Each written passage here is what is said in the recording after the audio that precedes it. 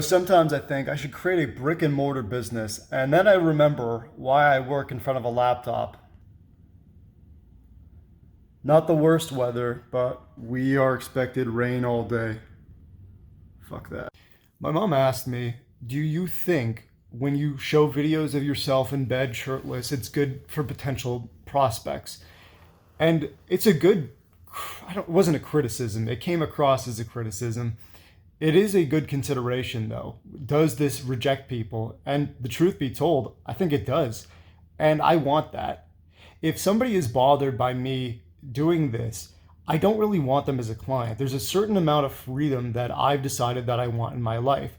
Now, maybe if I want to go higher ticket or I want to get to the next level in my career, I will decide, okay, I got to be a little more put together. Of course, there is something to be said for that. And make no mistake, putting on this presentation and showing your best self, that is effective. I am not clueless to that fact.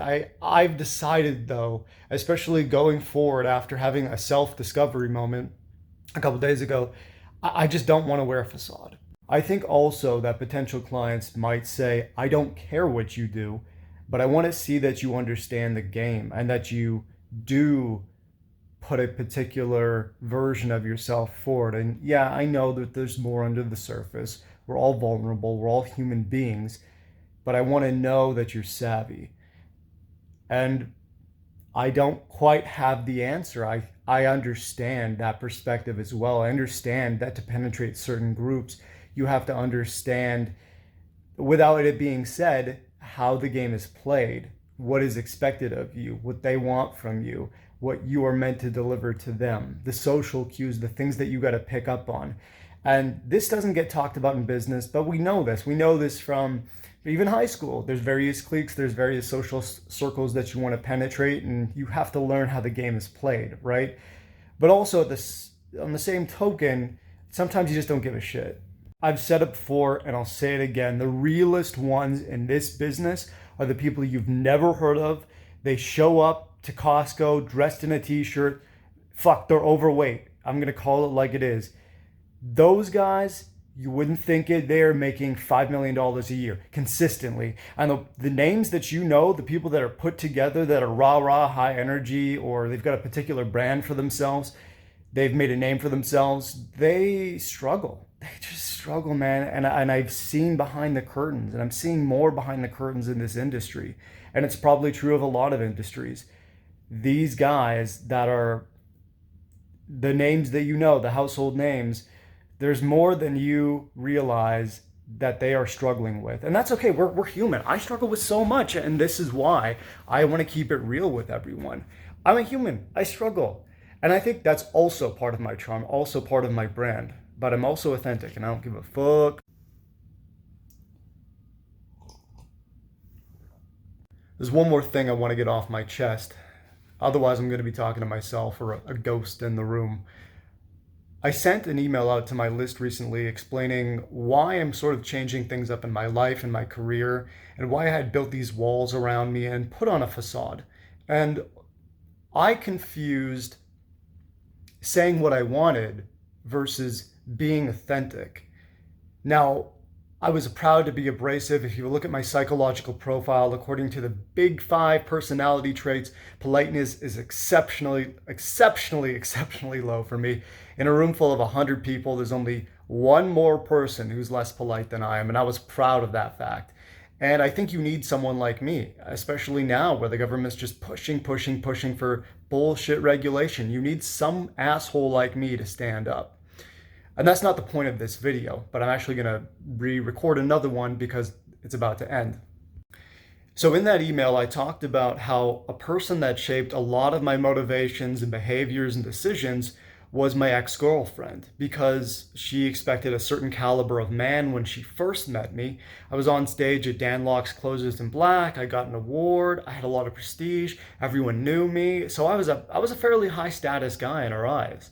And when I spoke to her on Facebook Messenger, she saw that I was composed. And then as we met, she understood that I didn't have life experiences. I didn't have competencies. I didn't know how the game was played in various social circles, or I didn't understand how to do even trivial things like planning a trip.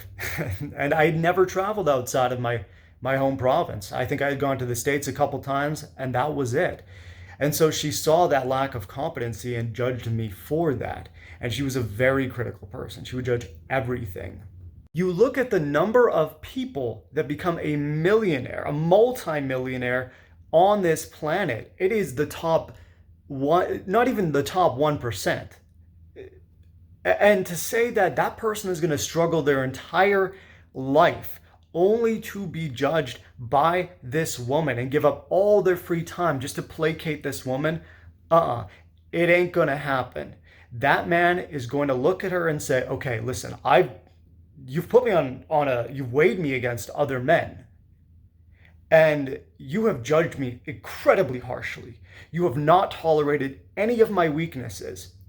But you're 31 years old. Your boobs sag to your knees. You got cottage cheese for an ass. And I know I'm being crass, but that's how they're going to think. And they're going to say, there's a young woman. Why am I going to be loyal to you? What have you done where you've lifted me up and supported me in my career? And it's said that behind every successful man is a strong woman. Well, yeah, because there's no women that stand behind losers. But here's the problem with that. If you're not willing to stand behind someone as they're on the come up, if you're not willing to support them and embrace that weakness and understand, yes, that is going to cause my status to take a hit, because your partner is a reflection of you, whether you're a man or a woman. If you're not willing to do that, you're going to get to I'm speaking to ladies in particular, you're going to get to your 30s, you're 35, 40, and you're realizing that you're competing against younger women, and you, who had nothing but judgment for men in your life, they are going to judge you. So decide what kind of person that you want to be. Right. I got so heated that I forgot to tie this all together. I'm reading Alex Hormozi's $100 million offers, and his chick is ride or fucking die.